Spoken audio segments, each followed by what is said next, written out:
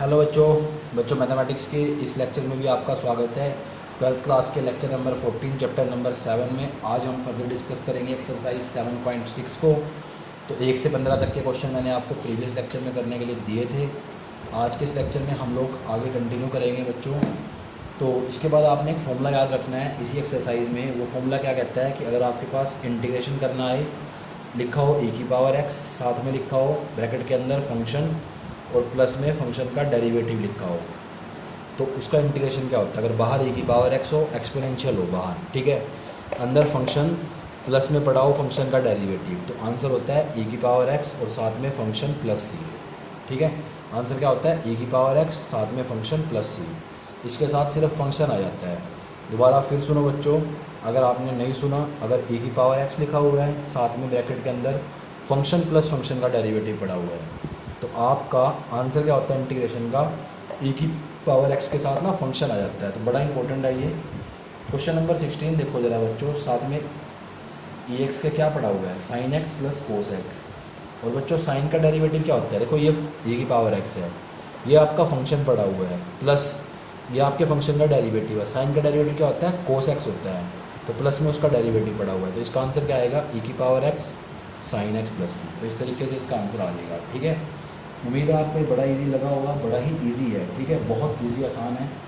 तो इसके बाद हम इसके ऊपर बेस्ड कुछ क्वेश्चन करेंगे बच्चों, वो भी क्वेश्चन इजी ही रहेंगे। एक क्वेश्चन नंबर 14 है आपका, e की पावर x, बाहर लिखा हुआ है सीकेंड x और अंदर है 1 प्लस टेंजेंट x dx।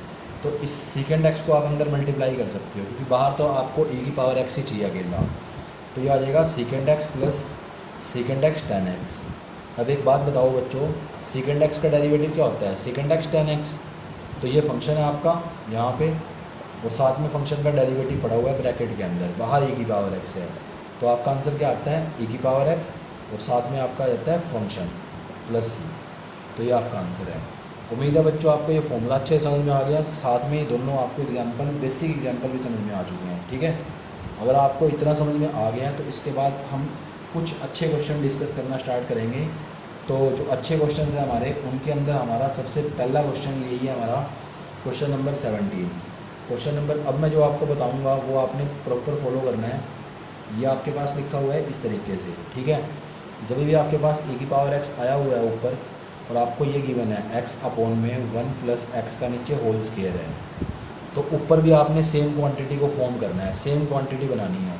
तो ऊपर सेम क्वांटिटी बनाने के लिए आप क्या करोगे, नीचे x प्लस 1 है तो आप ऊपर भी x प्लस 1 बनाओगे, तो 1 ऐड कर दिया और 1 सब्ट्रैक्ट कर दिया है, नीचे x प्लस 1 का होल स्क्वायर है।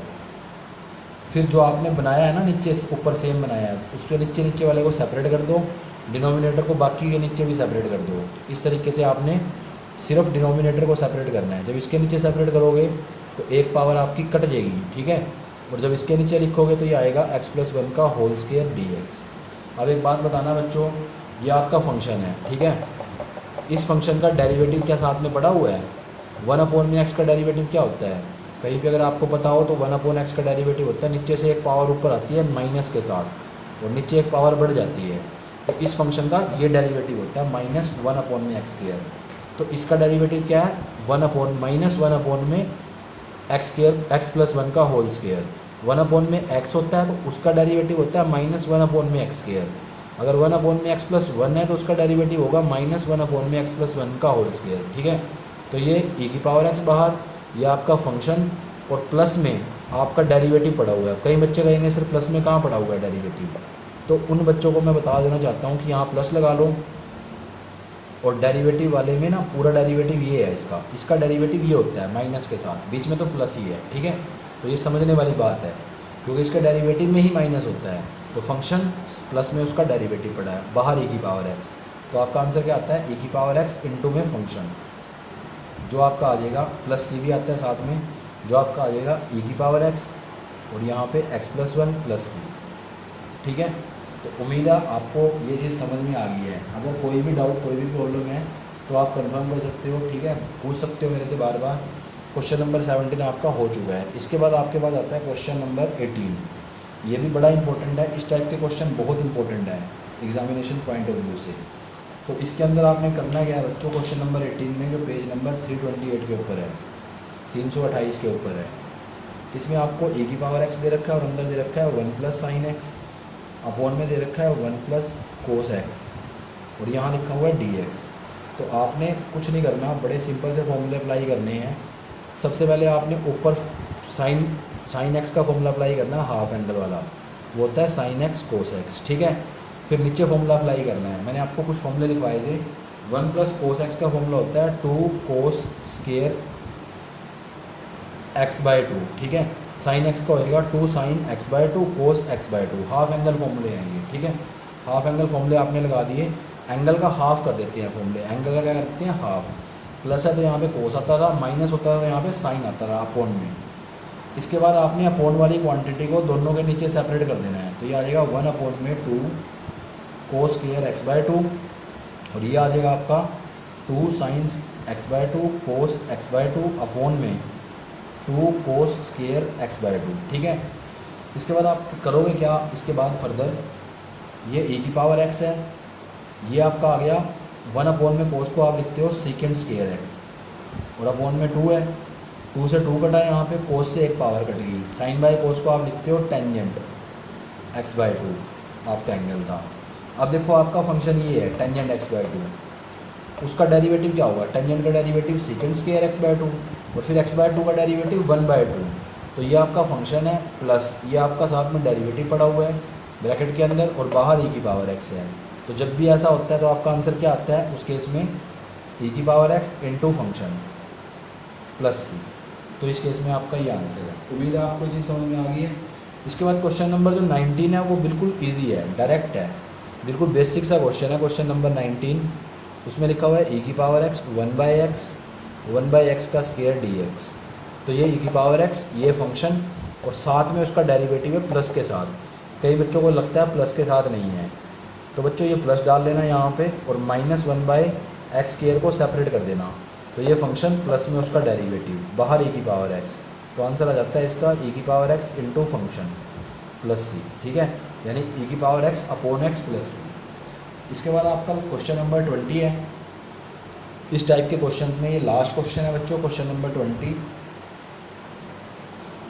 और इस क्वेश्चन के अंदर ज़रा ध्यान से देखना, बड़ा ही इंपॉर्टेंट क्वेश्चन है। क्वेश्चन नंबर 20 आपके पास लिखा हुआ है x-3, साथ में e की पावर x, अपोन में लिखा हुआ है x-1 की पावर 3, ठीक है।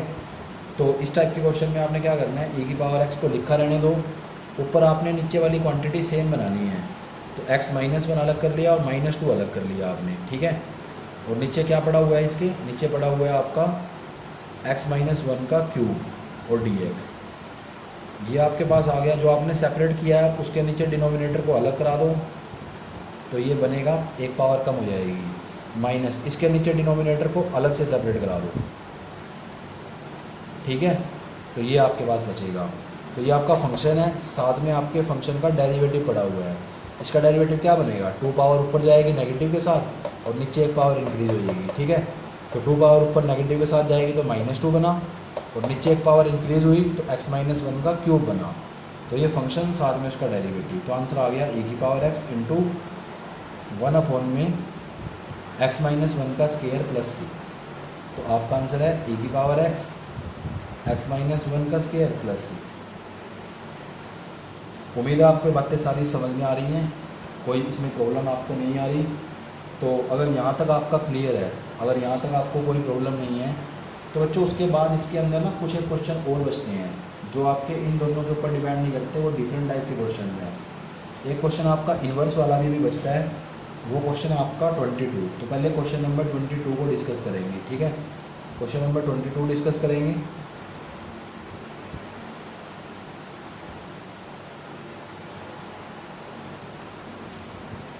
क्वेश्चन नंबर 22 के अंदर आपके पास लिखा हुआ है साइन इनवर्स, फिर लिखा है 2x अपोन में 1 प्लस एक्स स्केयर dx, ठीक है। साइन इनवर्स के अंदर ये सब बातें लिखी हुई हैं। तो आपको पता है इनवर्स ट्रिग्नोमेट्रिक फंक्शन को आप क्या पुट करते हो, y पुट करते हो, वहाँ से जब वैल्यू निकालोगे साइन इनवर्स को उधर भेजोगे तो बनेगा साइन y। उसके बाद आपने क्या करना है, उसके बाद आपने इसको ना यहाँ पे, अब आप क्या करते हो, लगभग बच्चे जनरली क्या करते हैं, इसको ना डायरेक्ट डिफरेंशिएट कराते हैं। डिफरेंशिएट नहीं कराना, आपने पहले प्रॉपर इसको एक्स में कन्वर्ट करना है, एक्स की वैल्यू निकालनी है, तो इसको उधर मल्टीप्लाई करा दो, तो ये बनेगा 2x। तो इसको लिखोगे, इसको इधर मल्टीप्लाई कराओगे और इधर मल्टीप्लाई करा के ना ये काफ़ी टफ बन रहा है, ठीक है। अगर क्वेश्चन ज़्यादा टफ बन रहा है तो आप उसको थोड़ा सा मॉडिफाई भी कर सकते हो, ठीक है। कैसे मॉडिफाई करोगे, मैंने आपको कुछ फॉर्मूले बताए थे बच्चों। वो फॉर्मूले क्या होते थे कि अगर आपके पास साइन इनवर्स 2x अपॉन में 1 प्लस एक्स लिखा हुआ है, या फिर कोस इनवर्स के अंदर 1 माइनस एक्स स्क्वायर अपॉन में 1 प्लस एक्स स्क्वायर लिखा हुआ है, तो आप उसको 2 tan इनवर्स एक्स करके यूज़ कर सकते हो, ठीक है। तो इसकी जगह पे ये बड़ा टफ नज़र आ रहा है, तो इसको मैं 2 tan इनवर्स एक्स dx लिख देता हूँ। इससे अब ये बड़ा आसान हो जाएगा। इस टाइप के क्वेश्चन आपने पहले भी किए हुए हैं, तो वो आपने कौन सा क्वेश्चन किया था, क्वेश्चन नंबर 13 भी कर रखा है, ठीक है। वो सेम टू सेम है, बस 2 बाहर आ जाएगा। अब आपका 2 बाहर आ गया, अंदर क्या बचा, टेंजेंट इनवर्स एक्स dx, तो आपको 2 एज इट इज़। यहाँ पे अब आपने टेंजेंट को y पुट करना है, तो पुट क्या किया आपने, tangent inverse X is equal to Y. X की वैल्यू निकाली तो वो आ गई टेंजेंट वाई, dx निकाला तो आ गया सेकेंड स्क्वायर वाई dy, ठीक है। सारी वैल्यूज़ को इसके अंदर सब्स्टिट्यूट किया तो 2 बाहर था, ये y है, ये आ गया सेकेंड स्क्वायर वाई dy। ये फर्स्ट फंक्शन है, ये सेकंड फंक्शन है। 2 as it is, y as it is, इसका इंटीग्रेशन टेंजेंट y माइनस फिर यहाँ पे इंटीग्रेशन का साइन, ठीक है। ये इसका डेरिवेटिव और ये as it is tangent y, फिर 2 को मल्टीप्लाई कराओगे तो 2y टेंजेंट y माइनस 2, और इसका इंटीग्रेशन होता है log of second y plus C. अब आपने सब की वैल्यू पुट करनी है, ठीक है। सब की वैल्यू आप कैसे पुट करोगे, ध्यान से सुनना। टेंजेंट y की वैल्यू x है, 2y की टेंजेंट इनवर्स x है, इसकी x है, पुट कर दिया आपने। 2 log सेकेंड y की जगह पे आप कैसे वैल्यू पुट करोगे, उसके लिए अगर आपको ज़्यादा कन्फ्यूजन हो रही है तो आप डायरेक्ट tan इनवर्स x भी पुट कर सकते हो, लेकिन जनरली क्या होता है कि आपको ना एक तरीका करना पड़ेगा। ये 2 पावर है उसको ऊपर लेके चले जाओ तो ये आ जाएगा सेकेंड y का होल स्क्वायर। आपको पता है log की प्रॉपर्टी है, पावर ऊपर चली जाती है। अब ये लिखा हुआ है सेकेंड स्क्वायर y, तो आपको पता है टेंजेंट की टर्म में इसको क्या लिखते हैं, आप जानते हो पहले से। टेंजेंट की टर्म में इसको लिख सकते हैं आप इसको easily 1 plus tan square Y लिख सकते हो आप इसको ऐसे, बड़ा इजी है। फिर 10 वाई की वैल्यू पुट करा दो, वो एक्स स्क्वायर है यहाँ से, तो 2x आगे रख लो, x tangent inverse x minus log, और यहाँ पे 1 प्लस एक्स स्क्वायर प्लस सी। तो ये बड़ा इजी हो जाता है कई बार, ठीक है। बहुत इजी आसान क्वेश्चन हो गया। उम्मीद है आपको ये सारी बातें समझ में आ रही हैं, आपको ये क्वेश्चन भी समझ में आ गया है, ठीक है। तो इसके बाद एक आपका क्वेश्चन नंबर 23 बचा है बच्चों, उसको भी ट्राई करते हैं डिस्कस करने की। 23 क्वेश्चन नंबर 23। एक आपका बचा है बच्चों 21। तो अगर इन 2 क्वेश्चन को भी डिस्कस करते हैं ताकि हमारी एक्सरसाइज कंप्लीट हो जाए, फिर एग्जांपल बाद में डिस्कस कर लेंगे। तो सबसे पहले आप डिस्कस करेंगे क्वेश्चन नंबर 23 को, तो 23 को डिस्कस करेंगे, फिर लास्ट में 21 को डिस्कस करेंगे, क्योंकि 21 के अंदर एक डिफरेंट कंसेप्ट है। तो 23 के अंदर हमारे पास लिखा हुआ है एक्स स्क्वायर e की पावर x का क्यूब dx। तो आपको पता है जब भी dx के साथ x का स्क्वायर होता है तो आप उसकी एक पावर को इंक्रीज़ करके उसको y पुट करते हो। जब आप इसको डिफ्रेंशिएट कराओगे तो ये 3 आगे आ जाएगा, एक पावर ऊपर से कम, फिर dx और y का डेरिवेटिव आ जाएगा dy, यानी एक्स स्क्वायर dx की वैल्यू आ जाएगी dy अपॉन में 3, ठीक है। तो ये वैल्यू आ गई है, इसकी वैल्यू कितनी आई है dy अपॉन में 3। ए की पावर क्यूब को क्या मानना है, y मानना है। इसकी वैल्यू कितनी आई है, इसकी और इसकी मिला के वैल्यू आई है dy अपॉन में 3। तो 1/3 बाहर है, dy अंदर है। तो क्या करोगे, इसका इंटीग्रेशन क्या होता है, पावर e की पावर y का e की power y as it is रहता है, प्लस सी आ जाएगा। और y की वैल्यू आपने जो पुट की थी उसको आपने वापस पुट करना है, ठीक है। x के टर्म में आपने आंसर देना है। तो ये आपका आंसर है बच्चों। चेक कर लेना कि कौन से ऑप्शन में ये आंसर दे रखा है, मेरे ख्याल से ए में दे रखा है, ठीक है। तो ए इज़ करेक्ट ऑप्शन। उसके बाद एक क्वेश्चन रहता है 21, तो वो समझने वाला क्वेश्चन है बच्चों। एक चीज़ आपने ध्यान रखनी है, कभी भी आपके पास क्वेश्चन इस तरीके से आ जाए कि उसके अंदर एक एक्सपोनेंशियल फंक्शन हो, एक ट्रिग्नोमेट्रिक फंक्शन हो, ठीक है।